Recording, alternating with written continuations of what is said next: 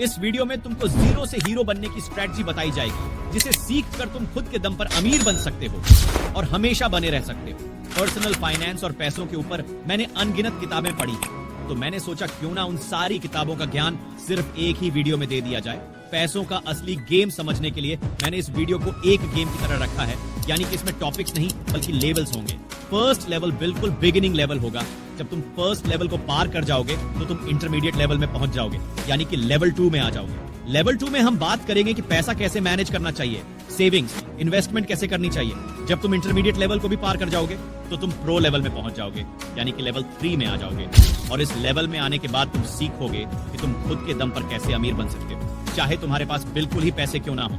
मैं पहले ही बता दे रहा हूँ कि जैसे गेम में हर कोई सारे लेवल को पार नहीं कर पाता है, वैसे ही इसमें भी कोई तीनों लेवल को पार नहीं कर पाएगा। लेकिन जो बंदा तीसरा लेवल पार कर लेगा वो पैसों के बारे में इतना सीख जाएगा कि उसे अमीर बनने से किसी का बाप भी नहीं रोक पाएगा। तो चलिए इस गेम को स्टार्ट करते हैं, यानी कि इस वीडियो को स्टार्ट करते हैं। थिंक एंड ग्रो रिच के ऑथर नेपोलियन हिल कहते हैं कि अगर तुमको अमीर बनना है तो अपने अंदर बर्निंग डिजायर पैदा करनी होगी। हम में से अधिकतर लोग बड़े सपने देखते ही नहीं है, ना ही उनके अंदर कोई बर्निंग डिजायर होती है। वो बस अमीर बनने के लिए सोच लेते हैं, लेकिन कभी भी अमीर बनने के लिए पहला कदम नहीं उठाते। लेकिन अमीर बनना है, फाइनेंस की दुनिया में कदम रखना है तो बड़ा सोचना होगा, अपने अंदर अमीर बनने की बर्निंग डिजायर पैदा करनी होगी और एक्शन लेना होगा।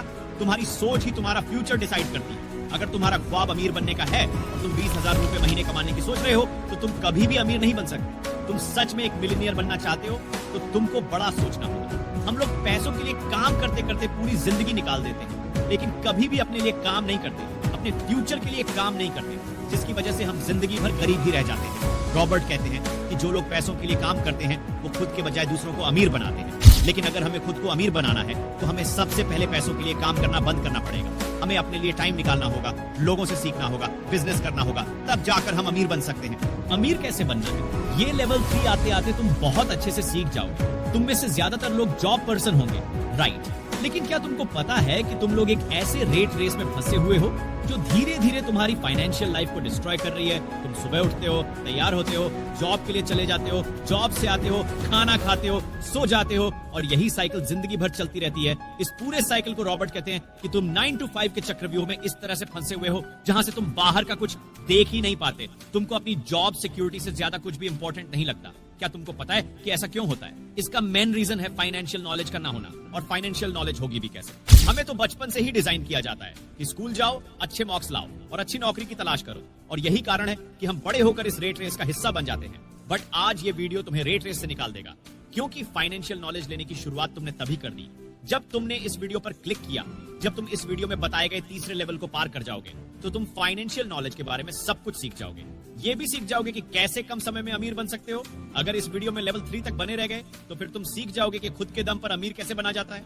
वीडियो थोड़ा लंबा जरूर है, लेकिन कोई एक्स्ट्रा बात नहीं मिलेगी जो तुम्हारा टाइम वेस्ट करे। तो बिगिनिंग लेवल में सबसे पहले तो यही करना है कि तुमको बड़ा सोचना होगा, पैसों के लिए काम करना बंद करना होगा, रेट रेस को ब्रेक करना होगा और फाइनेंशियल नॉलेज को एक्वायर करना होगा। तो अब बढ़ते हैं दूसरे लेवल की तरफ।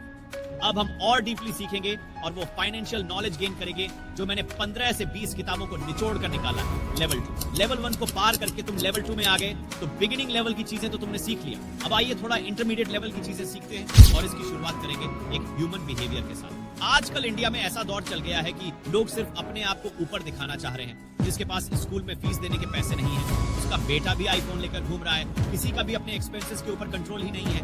लोग 10 अर्न कर रहे हैं तो 15 उड़ा रहे हैं। फॉर एग्जाम्पल, एक लड़का एक कंपनी में काम करता है, वहां से उसको सैलरी मिलती है 12,000, लेकिन उसने इतनी EMI करा ली है कि 15,000 से ज्यादा उसे हर महीने EMI भरनी पड़ती है, जिसके लिए वो दोबारा से कर्ज लेता है, घर से पैसे मांगता है। लेकिन क्या तुमने कभी सोचा है कि जो पैसा तुम आज अपने एंजॉयमेंट के नाम पर उड़ा रहे हो, फ्यूचर में वो तुमको कितनी दिक्कत करने वाला है?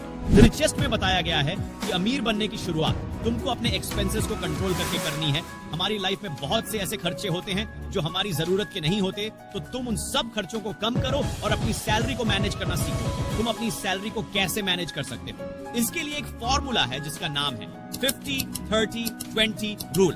अक्सर हमारे साथ क्या होता है कि हमें जैसे ही हमारे सैलरी मिलती है उसके कुछ ही दिन बाद सारे पैसे खत्म हो जाते हैं। ना सेव करते हैं ना ही एंजॉय करते हैं, लेकिन फिर भी हमारे पैसे खत्म हो जाते हैं। और फिर हम बैठकर नेक्स्ट सैलरी का वेट करते हैं। और ऐसा इसलिए होता है क्योंकि हम अपने पैसों का बजट नहीं बनाते, हम अपने पैसों का हिसाब नहीं रखते, इसलिए पैसा कब बैंक से खत्म हो जाता है हमें पता ही नहीं चलता है। तो इसके लिए ऑथर ने एक फॉर्मूला दिया है जिसका नाम है 50-30-20 रूल। ये रूल कहता है कि तुमको जब भी सैलरी मिले उसे तुमको 3 भागों में डिवाइड कर लेनी है। अपनी सैलरी का 50% पैसा तुमको बेसिक नीड्स के लिए निकाल लेना है, जैसे रेंट, बिजली बिल, राशन इत्यादि। 30% तुमको अपनी इच्छाओं के लिए निकाल देना है, जैसे कई ट्रैवल करने चले गए, कभी बाहर डिनर करने चले गए, कभी पार्टी कर लिए। और 20% तुमको सेव करना है। तुम चाहो तो 20% अपनी इच्छाओं के लिए रखकर 30% सेव कर सकते हो, ये तुम्हारे ऊपर डिपेंड करता है। लेकिन मेन मोटिव ये है कि तुमको सेव करना ही करना है, चाहे तुम 30% करो या 20% करो।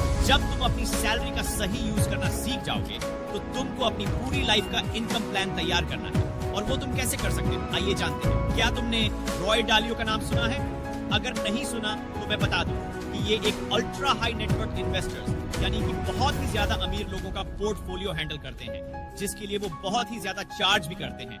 उन्होंने एक तरीका बताया है कि कैसे तुम अपनी पूरी लाइफ का इनकम प्लान तैयार कर सकते हो, अपने पोर्टफोलियो को हैंडल कर सकते हो।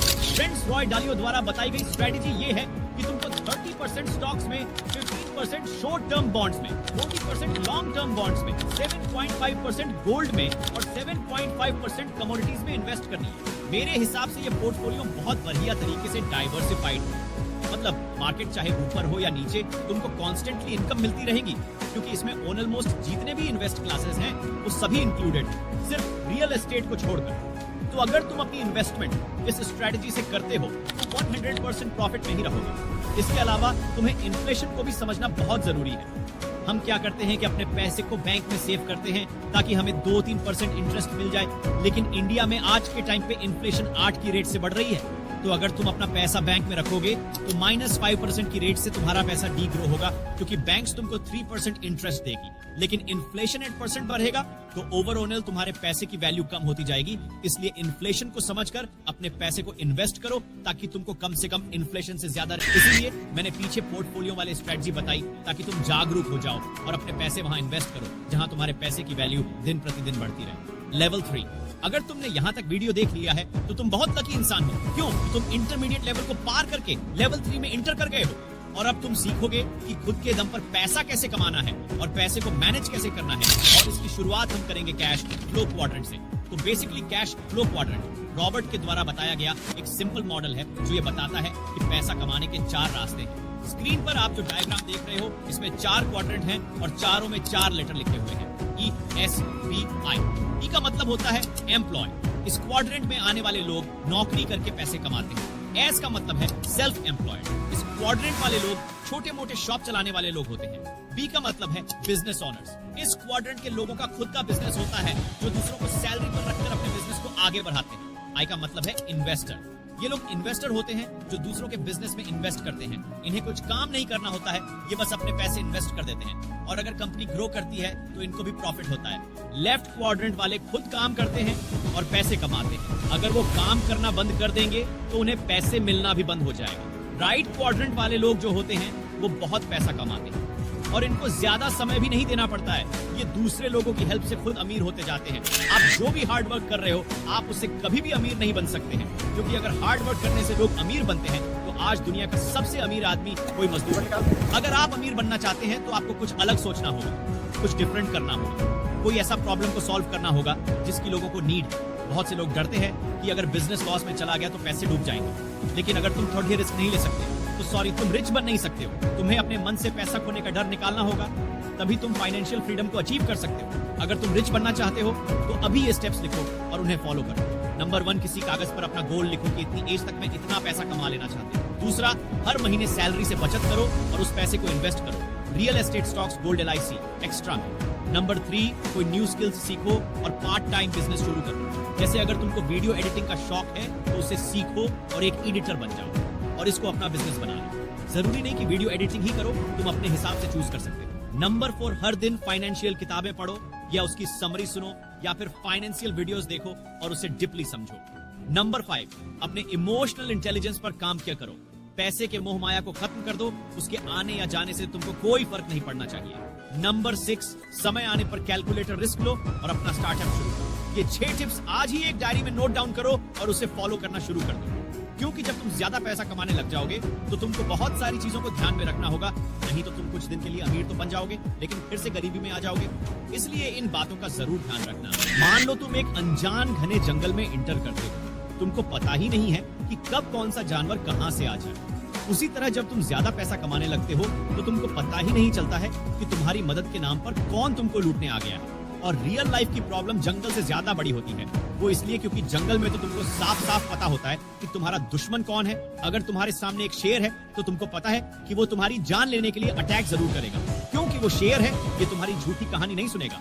लेकिन रियल लाइफ में बहुत सारे लोग जैसे fake coaches, stock market broker, financial advisor, bankers जो ज्यादा अपना खुद का फायदा देखते हैं, ऐसे लोग उन लोगों की लाइफ में आते हैं जो थोड़ा सा ज्यादा पैसा कमाने लगते हैं।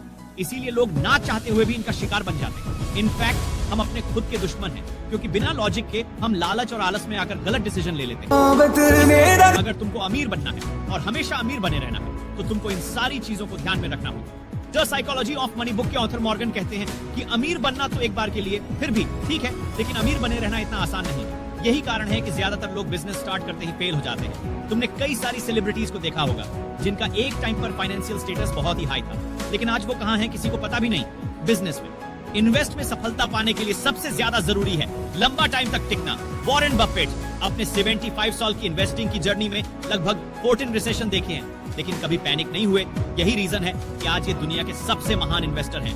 तो अगर तुम भी लंबे टाइम तक फाइनेंशियल फ्रीडम के साथ सर्वाइव करना चाहते हो तो तुमको भी इन सब चीजों को फॉलो करना ही होगा। कंग्रेचुलेशंस दोस्तों, आपने तीनों लेवल को कंप्लीट कर लिया है। मुझे उम्मीद है कि आपको इस वीडियो से फाइनेंस के बारे में बहुत कुछ सीखने को मिला होगा और इसे सीखकर तुम इसे अपनी लाइफ में अप्लाई भी करोगे। तुमने इस वीडियो से क्या क्या सीखा कमेंट करके जरूर बताना। तो जाते जाते हमारे चैनल को सब्सक्राइब जरूर कर लें। मिलते हैं अगले किसी धमाकेदार वीडियो में। जय हिंद।